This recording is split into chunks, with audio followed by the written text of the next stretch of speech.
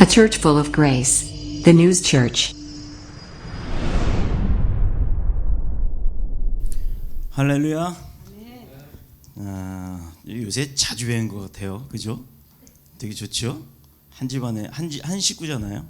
식구니까 자주 보는 것 같아서 좋은데 오늘도 큰 은혜가 임할 줄로 믿습니다. 잘 오셨습니다. 우리 앞뒤 좌우 서로에게 인사 나누도록 하겠습니다.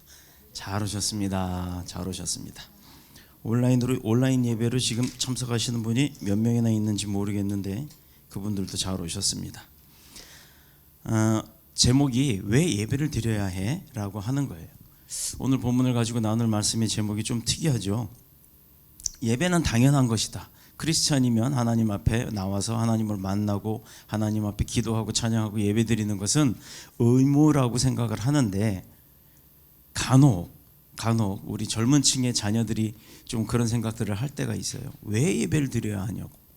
왜 힘들게 주일날 아침에 잠도 좀 늦게까지 자고 그러면 얼마나 좋아. 좀 일주일 동안 힘들었는데 푹 쉬어야 될 텐데 아침에 일찍 그것도 일어나서 씻고 때 빼고 광내고 제일 예쁘게 하고 나서 제일 좋은 옷을 입고 그리고 교회 가면 2시간 동안 졸다가 오는데 뭐 하려고 내가 꼭 그렇게 데려가려고 하나. 진짜 내 인생인데 엄마 아빠가 왜 이렇게 나를 힘들게 하지? 라고 하는 친구가 있어서 그 친구를 놓고 계속 기도를 하다 보니 오늘 본문의 말씀을 가지고 나눌 제목이 이렇게 바뀌었어요. 원래 예배를 드리는 목적이었어요. 그런데 왜 예배를 드려야 해? 라고 하는 반문형 제목으로 변경이 되었습니다. 우리는 지난 한 해 동안 주일 예배를 몇 번을 드렸나요? 52번 맞습니다. 아마 우리 교회 분들은 다 알아요. 다른 교회 분들도 아마 다 알 거라고 생각됩니다. 이렇게 주보를 보면 여기 맨 위쪽에 오늘 주보에는 8권 1호라고 되어 있습니다. 이게 1권, 2권, 3권, 4권은 뭐냐면 1년을 얘기하는 거예요. 우리 교회가 생긴 지가 설립된 지가 벌써 8권이에요. 8년이 됐다는 얘기예요. 자, 그럼 남들은 8년이면 근 10년인데 우리 교회가 뭘 했나 라는 생각을 할 수가 있겠죠. 우리 교회가 2014년 12월 28일 날 안 목사님하고 저하고 집에서 손 붙들고서 기도를 정식으로 학원이죠. 학원에서 손 붙들고 이제 이곳에서부터 예배를 정식으로 드립니다라고 선포하고 더 뉴스 교회를 창립을 한 날이에요. 근데 생각해 보세요. 12월 28일이 1권 1호였단 말이에요. 28일 이후에는 바로 송구영신 예배가 있었어요. 그러고 나서는 해가 넘어가죠. 한 번 예배 드리고 2년이 된 거예요. 얼마나 하나님께서 급하셨으면 예배 한 번 드리자마자 2년으로 넘어가게 만드시는지 모르겠어요. 근데 벌써 8년 차 들어옵니다. 한 게 뭐가 있을까? 그런데 안 한 것도 없더라고요. 우리 교회는 물론 개척교회다 보니까 작아요. 그런데 몇 명이 우리 둘이서 예배 드리던 사람들이 지금 저기 나가면 이 명단이 붙어 있는데 몇 배의 부흥을 했는지 또 몇 번의 선교를 해외로 나갔다 왔는지 이런 것들을 가만히 따져보니까 이 주보를 저는 1년 동안 꼬박꼬박 모읍니다. 물론 교회의 역사이기도 하기 때문에 1권부터 지금까지 계속해서 이렇게 모아서 철을 해놨습니다만 그 광고 내용들을 한번 쭉 훑어보면 올해 우리가 이것을 했구나, 이것도 했구나, 이것도 했네.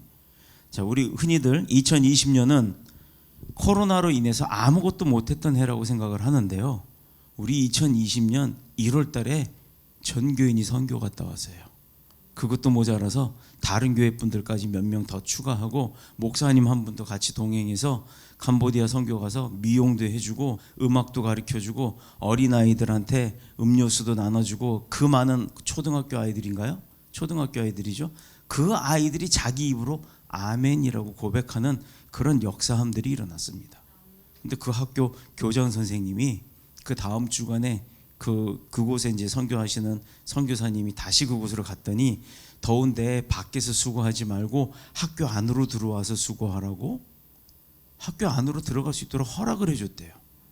뭐 아시는 분들은 아시겠지만 캄보디아 초등학교는 절에서 운영을 합니다. 그곳에 가서 찬양을 하고 그곳에서 찬양을 듣던 아이들이 손 들고 아멘 아멘 하고 외쳐요. 이게 하나님이 하시는 일이에요.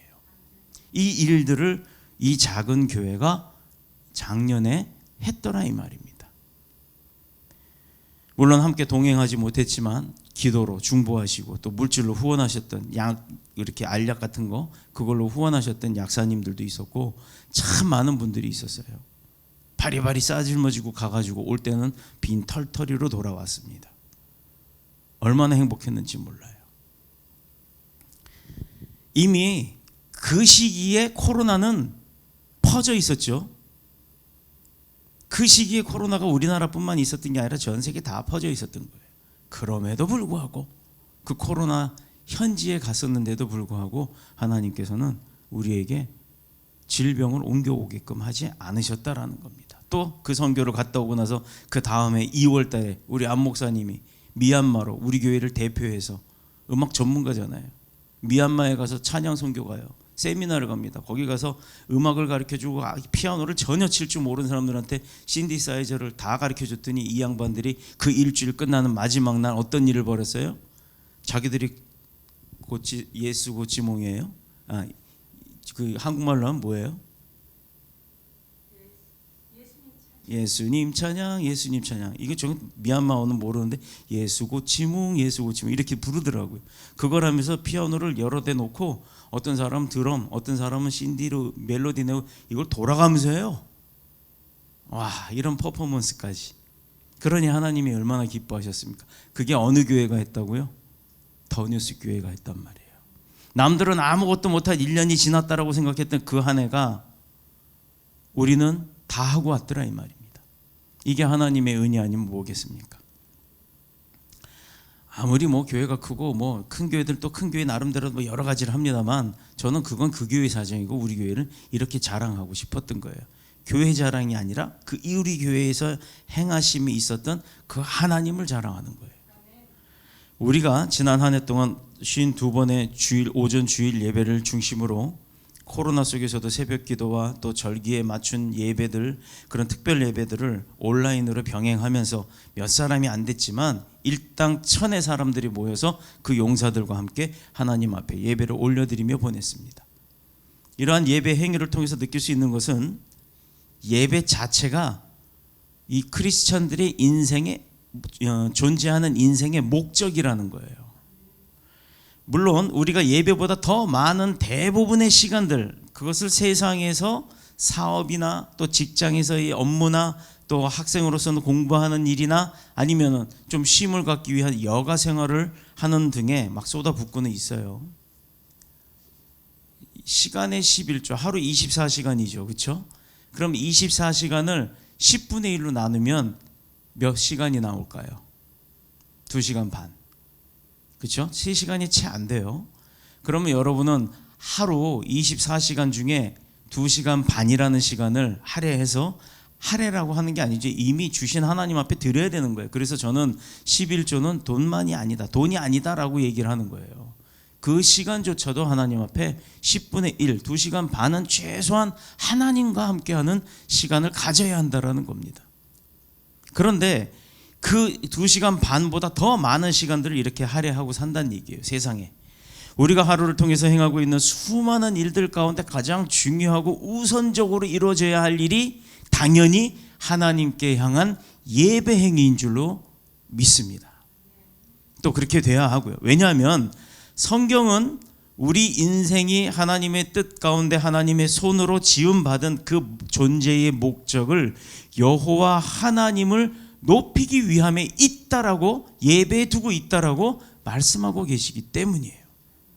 그런데 크리스찬이 이렇게 삶을 목적을 두고 이렇게 살아야 하는 사람들인데 그 사람들한테 예배를 드리지 말라고 하면 그건 잘못됐다라는 겁니다. 물론 철저하게 방역수칙에 맞춰서 정부의 뜻에 따라서 그거를 동참하면서 예배를 드리게 하는 게 맞는 거죠. 무조건적으로 교회가 뭐 옮겼으니까 전파시켰으니까 안 된다 하지 마라라는 잘못됐다는 얘기를 얘기하는 겁니다.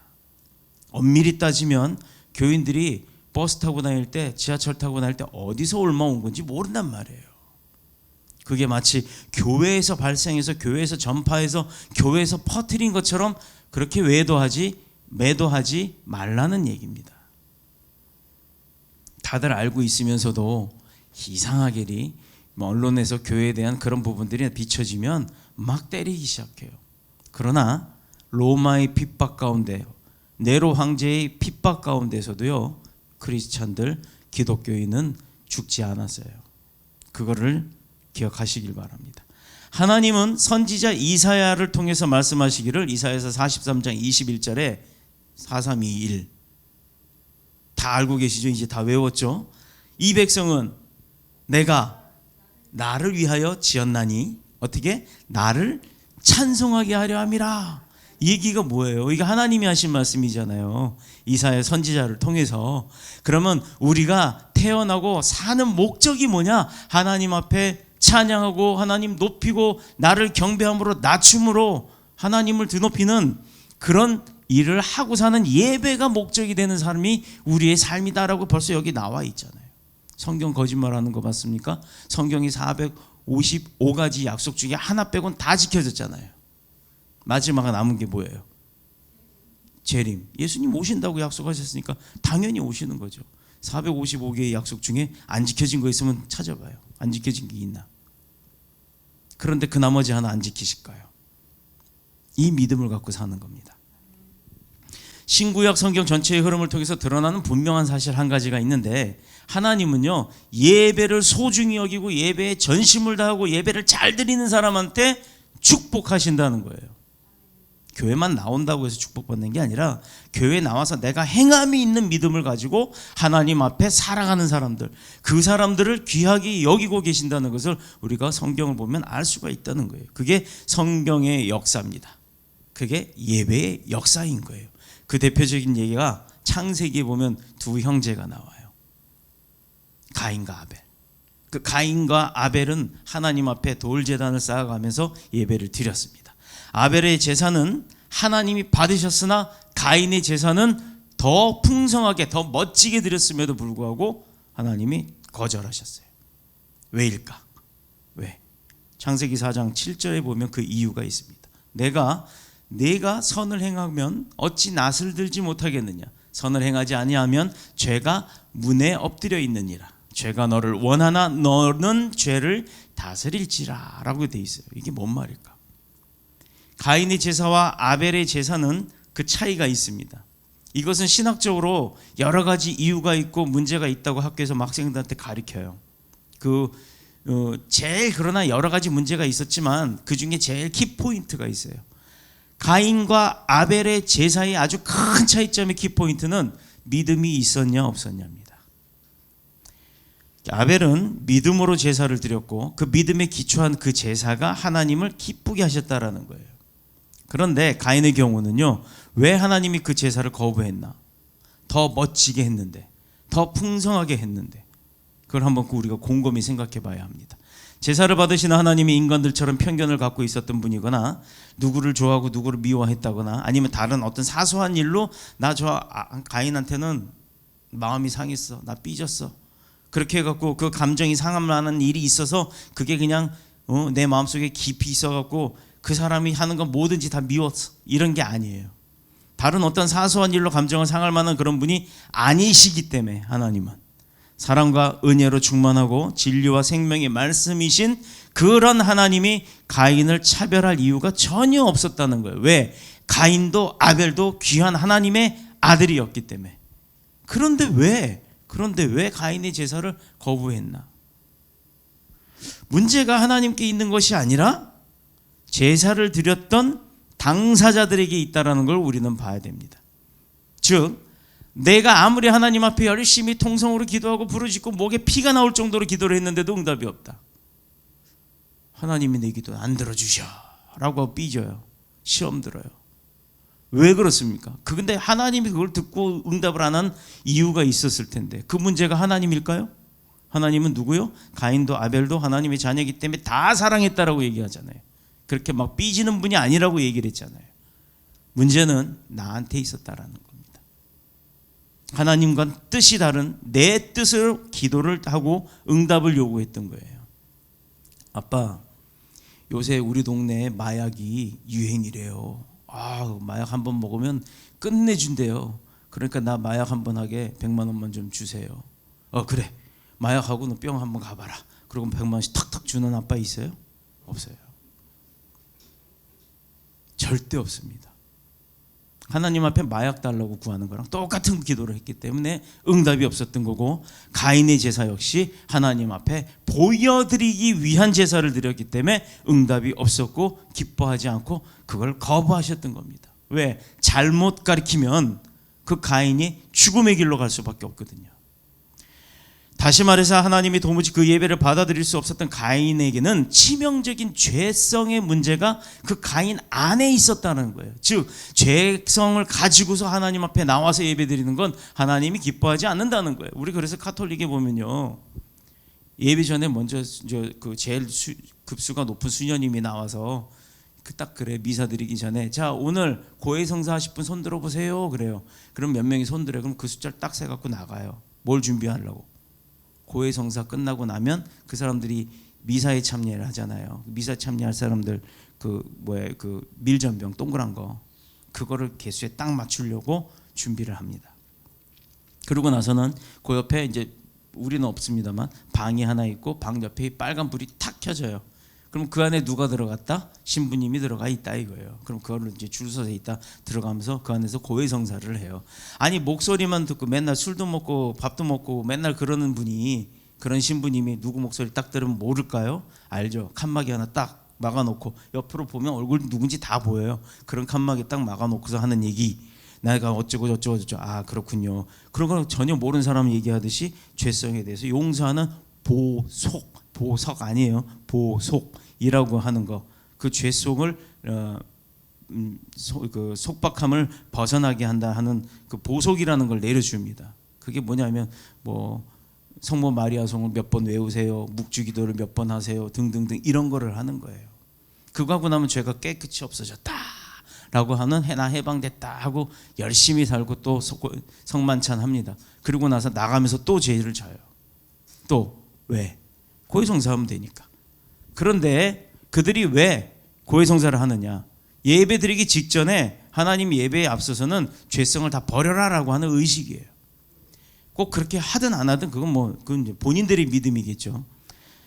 죄가 하나님 앞에 바른 제사를 드릴 수 없도록 만들고 또 그 제사를 받을 수 없을 정도로 문제가 심각했던 게 가인이었어요. 하나님 앞에 드리는 예배라고 하는 것이 뭡니까? 하나님 앞에 그 은혜에 감사하고, 베풀어 주시는 은혜에 감사하고, 또 말씀 가운데 내가 깨닫게 하심에 감사하고, 또 내가 감동받을 수 있도록 하심에 감사하고 기뻐하며 영광을 돌리는 행위가 바로 그게 예배예요.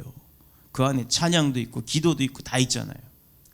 그런데 가인은 제사를 드리고 안색이 변해서 나올 때 분노에 차서 나옵니다. 왜? 동생 아벨의 예배는 드리면 제사는 다 받았는데 나는 그렇게 열심히 준비해 갖고 했는데 내 거는 안 받아? 나오면서 막 온갖 분노가 쏟아지는 거예요. 여러분 그거 아세요? 어느 회장님이 들어오세요, 오늘 계약합시다 하고 해갖고 신나갖고 갔어요. 그래갖고 고려를 해보겠다고, 적극 내가 당신의 제품이 좋으니까 내가 적극 고려해볼게. 그리고 딱 헤어졌어요. 여러분 어때요? 그거 이루어지는 거예요, 안 이루어지는 거예요? 회장이 말단 사원을 불러들여서 상대 회사에 내가 당신 제품 좋으니까 그 납품 받는 거 적극 고려할게 라고 약속을 받았어요. 계약은 안 했지만 구두상의 약속도 약속이잖아요. 계약 된 거예요, 안 된 거예요? 된 거잖아요. 얼마나 기분 좋아요. 신나갖고 옵니다. 서울 본사에 와가지고 전화 때립니다. 야, 내가 600억짜리 하나 땄어. 야, 나 이제 진급할 거야. 나 오늘 인센티브도 받을 거야. 신나가지고 와갖고 본사에다 준비하세요. 계약 다 됐습니다. 구두상으로 회장한테 승인 받았습니다. 신나서 얘기합니다. 자그마치 600억. 그런데 일주일이 지나도 2주일이 지나도 전화가 안 오네.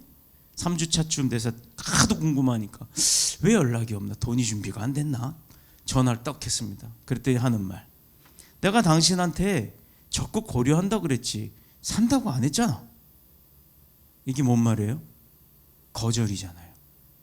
눈앞이 깜깜해요. 회사에서는 이미 600억치 물건을 준비해 놨는데 어떻게 됩니까? 회사에 큰 손실을 입혔죠.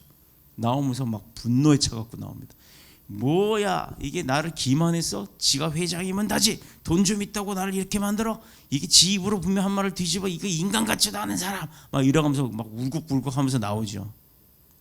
왜? 기대함이 컸기 때문에 그 기대함이 안 됐을 때는 실망도 크다라는 거예요. 제 얘기예요. 제가 일본에 있을 때 어느 거래처에 가가지고 그런 큰 실수를 벌였어요. 회사에서 진짜 600억이라고 하는 큰 손실을 입혔어요. 물론 중국에다 팔았습니다만. 그때 제 마음속에 그 분노라는 거는요 말도 못했어요. 시간이 흘러서 치유가 되고 안정이 되면서 그게 내 실수였고 그 일본 사람들이라고 하는 사람들이 특성이 그렇구나라는 걸 그때서야 뼈저리게 깨달았습니다. 이게 세상 일이에요. 그런데 가인이 그랬단 말이에요. 하나님 앞에 드리는 예배 어떤 목적을 가지고 와서 예배를 드렸더니 하나님이 안 받으셨어요. 그러니 얼마나 화가 나요. 내가 내 동생 아벨보다도 훨씬 더 많은 재물을 쌓고 많은 단을 높였고 이렇게 해서 열심히 드렸는데 내 건 왜 안 받아 하고 화가 나갖고 분노에 찬 얼굴로 되돌아 나왔다라는 거예요. 회의나 회담할 때도 마찬가지. 그런데요 여러분, 이루어졌은 사람들은 나올 때 얼굴이 막 환해갖고 나옵니다. 근데 깨지거나 막 욕을 얻어먹었거나 실패한 사람들의 얼굴 나올 때 표정은요 이 세상 다 산 표정으로 나옵니다. 그 얼굴 표정 하나만 봐도 저 안에서 어떤 일이 벌어졌는지를 우리는 예측할 수가 있어요. 악인들의 특징 중에 하나가 문제가 생겼을 때 나 자신을 돌아보고 내 탓이야, 내가 뭐가 미흡했어, 내 제품에 뭐가 비날이었어, 저 사람의 마음을 내가 뭘 못 잡았어 라고 내 탓을 하는 것이 아니라 저 인간이 왜 저 따위야, 물건을 왜 그렇게 만들어놨어, 이따위 물건을 나보고 팔으라고 하는 거야 등등등 나는 빼고 다 모든 남에 대한 탓을 하기 마련이에요. 문제의 탓을 바깥에다 두고 남을 공격하고 비난합니다. 그래서 죄에다가 죄를 더하고 마는 그런 악인이 특징들이 있다라는 거예요. 자기 반성을 하지 않아요. 내 잘못을 인정하지 않습니다. 제사는 하나님께 올려드리는 것인데 가인의 제사가 연락되지 않은 것, 그것이 자기 탓이 아니라 마치 하나님 탓인 것처럼 그렇게 받지 않았다라는 것만 생각하고 분노하고 있다라는 거예요. 우리 하나님은 모든 인생이 하나님의 은혜 안에서 축복받고 형통하고 하나님의 보시기에 아름다운 인생으로 거듭나기를 원하시는 분이에요. 그런 마음을 갖고 계신 분 앞에 우리가 그렇게 살아야 하는데 나는 내 멋대로 세상에 발 다 들이고 세상 거 즐길 거 다 즐기고 그래가면서 축복 주세요라고 하는 거예요. 그래서 한 사람의 죄인이라도 자신의 죄로 멸망하는 것, 그래서 죄악의 나락으로 지옥으로 떨어지는 것, 그거 원치 않으시는 분이 바로 하나님이세요. 누가 됐든지 간에 다 하나님의 자녀니까. 근데 우리는 그런 사람을 손가락질하고 비방을 합니다. 안 돼요. 나는 비방할 자격 없습니다. 나도 죄 짓거든요. 그 사람일지라도 난 그 사람을 위해서 기도하는 거예요. 그게 하나님의 백성들의 도리입니다. 미워하면 안 돼요. 싫어하지도 마세요. 그런데 사람들은 신할 평지에 모여서 바벨탑을 바벨탑 다 아시죠? 바벨탑. 하나님 앞에 좀 더 가까이 가려고 자꾸 높이 쌓는 거예요. 나 요즘에 아파트들 높이 쌓아갖고 높은 아파트 막 50층짜리 이런 거 넘어가는 거 무서워요. 난 돈이 있어도 그렇게 높은 아파트는 못 살 것 같아. 산다 하더라도 낮은 층에 살 거예요. 왜? 인천에 몇 층이라 그랬더라? 20층인가요? 18층인가요? 그거 넘으면 소방 사다리차가 닿을 만한 차가 없대요. 대한민국에 총 6대인가 있는데 인천에도 한 대 있대요. 그런데 그 한 대 있는 게 18층인가 밖에까지 못 간다 그러더라고요. 나머지는 알아서 뭐 낙하산 타고 뛰든 헬기콥터 타고 내려오든 그렇게 해야 된다고 하니까. 그 차는요 또 요즘 아파트 있잖아요. 아파트 입구가 옛날 아파트하고 달라서 입구 들어가면 위에도 이렇게 뭐가 있잖아요. 아파트 이름 광고한다고. 그리고 바리케이트 이거 있잖아요. 그 큰 차가 들어가려고 그러면 거기는 못 들어가요. 그래서 법을 바꿨답니다. 그 차가 만약에 유사시 들어간다, 그걸 뚫고 들어간답니다. 그냥 부시고 들어간대요. 그 큰 차가 꺾어서 들어가지 못하는 상황으로 아파트들은 다 지어놨대요.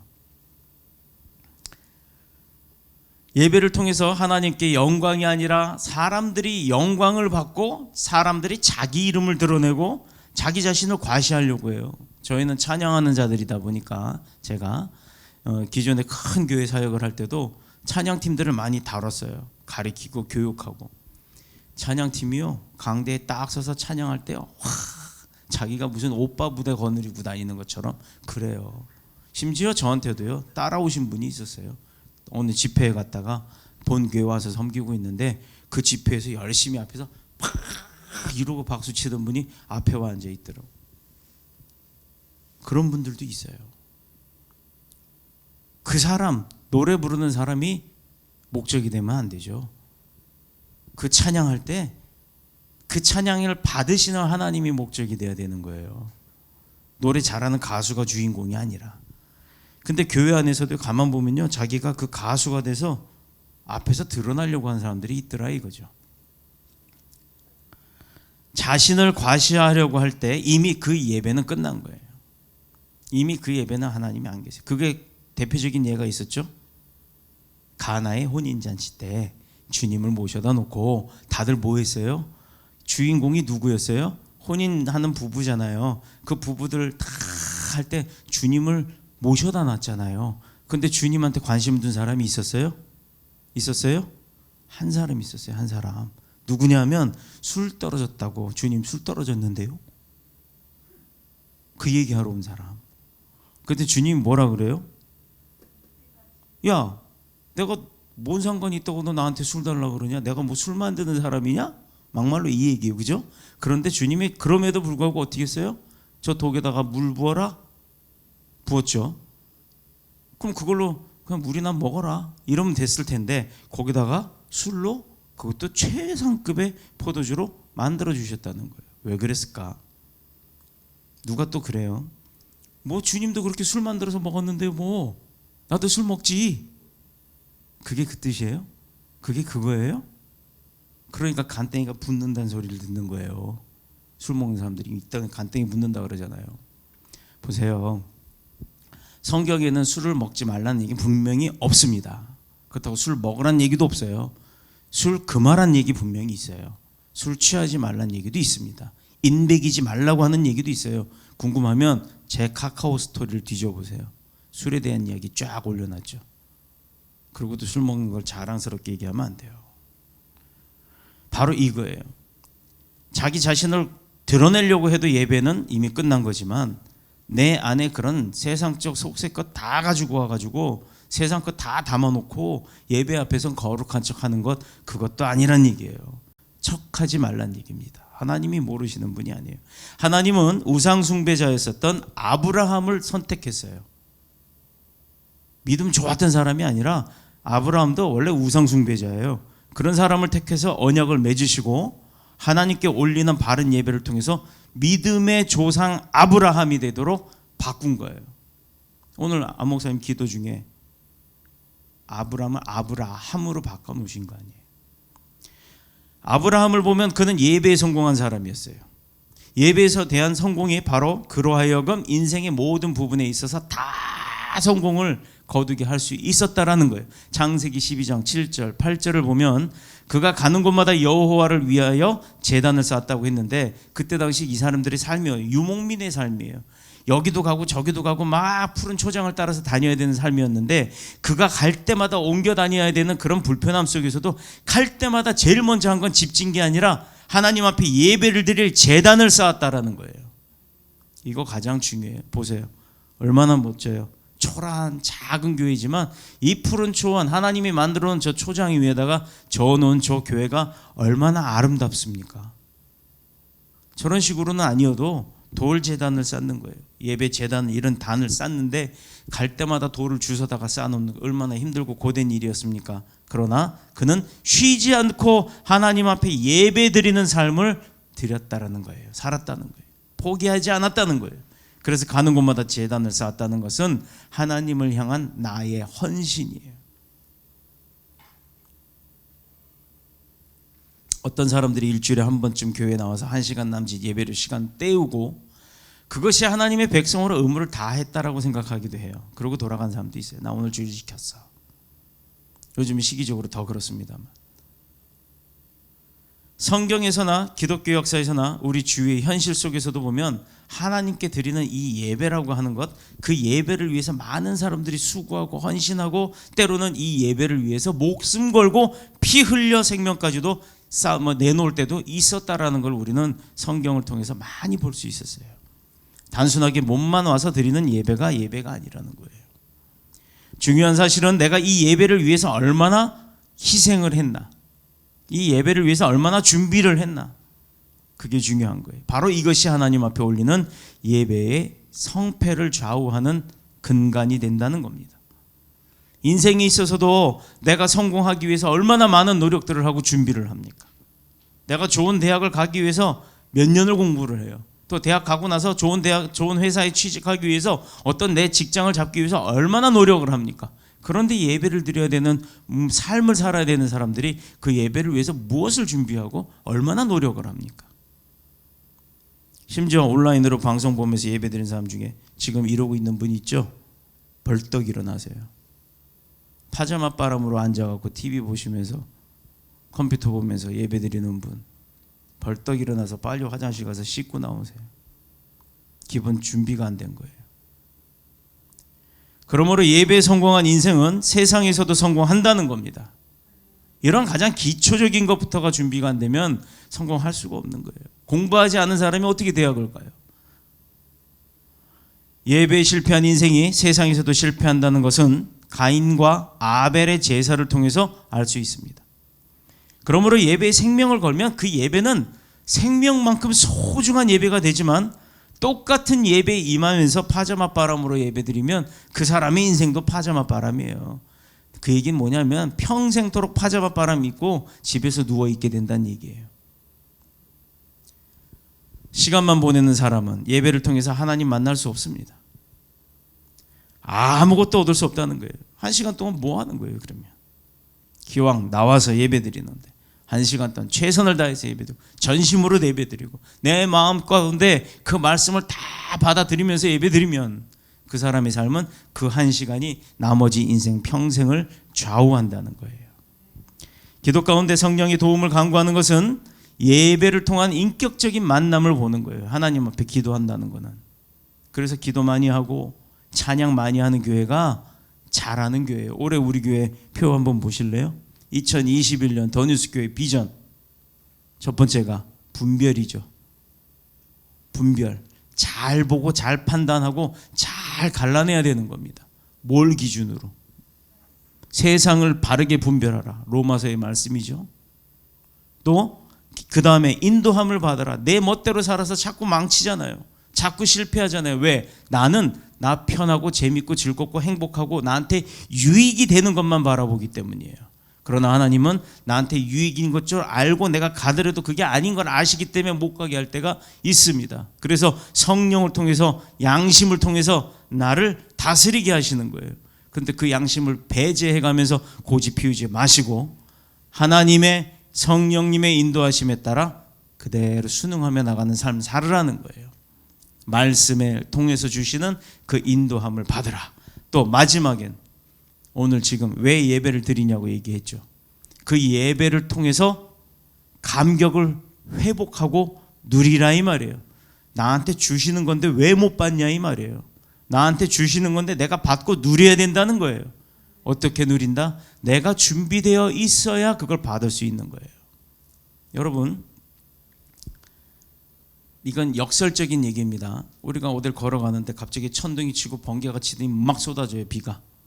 비는 내 몸에 젖으면 안 좋으니까 우리가 우산을 탁 피고서 피하죠. 그죠? 근데 우산을 준비한 사람만 피해요. 우산 없는 사람은 어떻게 해요? 쫄딱 담았습니다. 만약에 저런 데라면.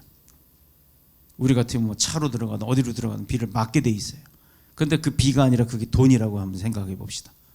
내가 커다란 달 하나 광주리, 이 돈은 땅에 떨어지면 없어지는 돈이에요.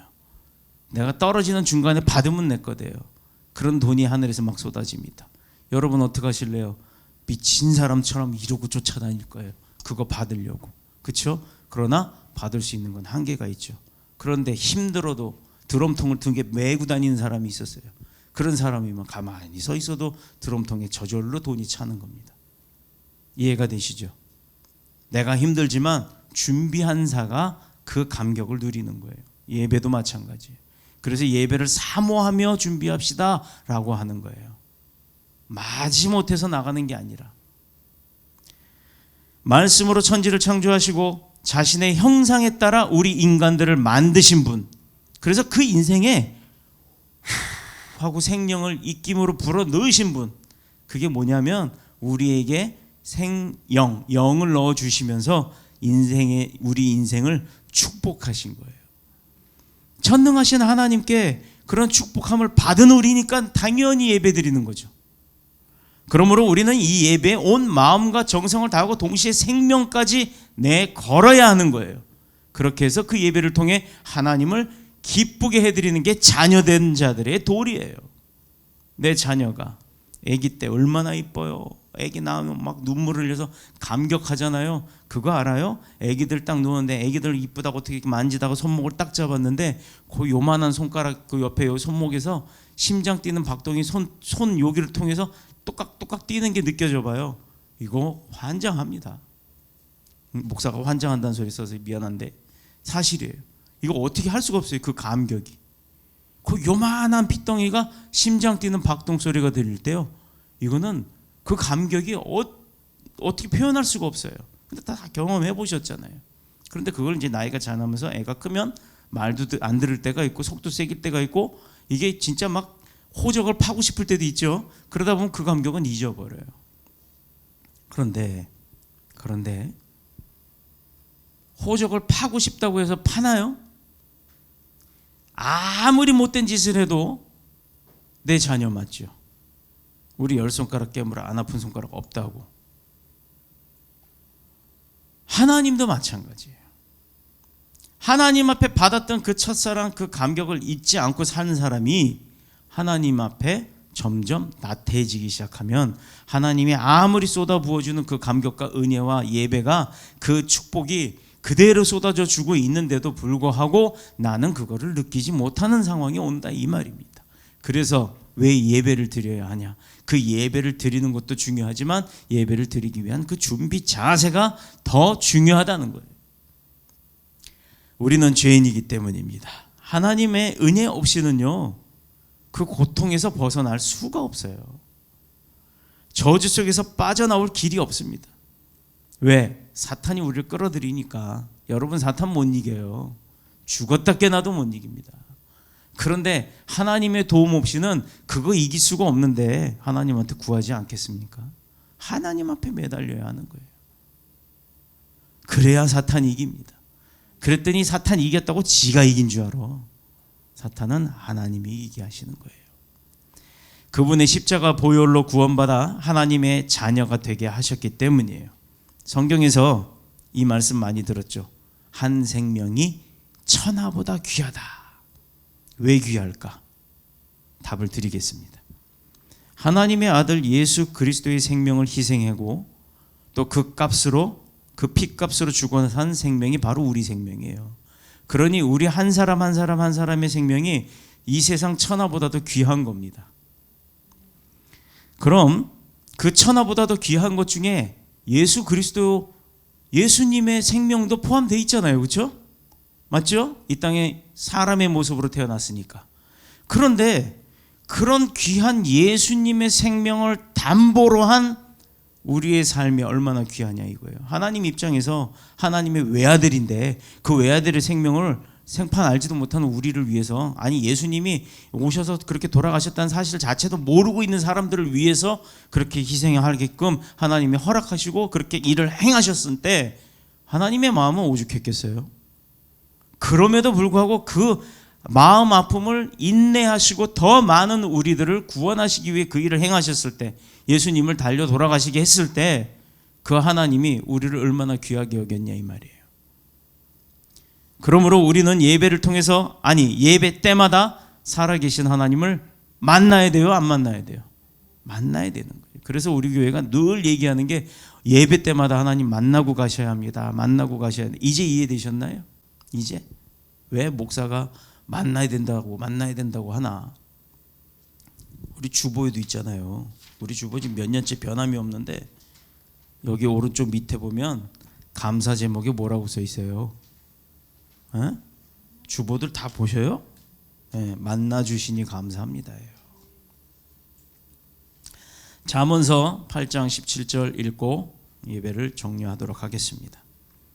나를 사랑하는 자들이 나의 사랑을 입으며 나를 간절히 찾는 자가 나를 만날 것이다. 다시 한번 읽어볼게요. 나를 사랑하는 자들이 나의 사랑을 입으며 나를 찾는 자가 나를 만날 것이다. 이게 누구 말씀이에요? 네, 잠언서 8장 17절입니다. 이런 건 적으세요. 예레미야서 29장 13절에 너희가 온 마음으로 나를 구하면 나를 찾으리라. 또 나를 만나리라. 이렇게 써 있습니다. 예레미야서 29장 13절. 냉랭한 예배가 아니라 예배에 간절함이 있고 뜨거운 감격의 눈물이 있고 예배 때마다 목사님이 내 얘기 하시는 것 같아. 우리 집에 도청장치 있나? 막 이런 얘기 하시는 분들이 있죠. 그게 제가 하는 게 아니잖아요. 하나님이 이미 다 보고 계시고 하나님이 이미 다 알고 계시고 하나님이 다 그 마음을 그 기도를 그 생각들을 다 읽으셨다는 거예요. 그러니 이제 응답이 있을 거 아닙니까? 그런 감격함이 있다는 것. 하나님이 내 얘기하시네? 이런 감격함이 있다는 것은 하나님이 이미 목도하고 계시다는 거예요. 지켜보고 계시다는 거예요. 그러니 얼마나 삶을 경건하게 또 하나님 앞에 감사함으로 드려야겠습니까? 그래서 올해 예배의 감격을 누리라 라고 하시잖아요. 하나님 만나지 못한 사람요 머리로만 예수 믿습니다. 하나님 만나지 못하는 예배는요 머리로만 전달하려고 해요. 감격이 없는 거예요. 머리에서 머물어요. 내려오질 못해요. 하나님 말씀 많이 한다고 하는 사람들 머리로만 하는 거예요. 말씀은 그렇게 많이 하는데 왜 행동은 그렇게 못할까? 이게 다르기 때문이에요. 감격이 없기 때문에. 왜? 내가 하나님에 대한 그 마음의 중심이 나 위주였지 하나님 위주가 아니었기 때문에 감격이 없는 거예요. 예배의 성공을 다하셔서 하나님 앞에 충성 다하고 올 한 해도 하나님의 은혜 가운데 원하는 모든 것들이 다 이루어지며 또 하나님의 뜻 가운데서 행하는 게 다 성공하고 승리하는 저와 여러분들이 다 되셔서 마리아의 그 귀한 옥합 깨뜨렸던 그 모습처럼 하나님 앞에 최선의 것을 드리고 최고의 것을 드리는 저와 여러분들이 다 되시기를 그리스도 예수님의 이름으로 축복합니다. 축원합니다. 기도드리겠습니다.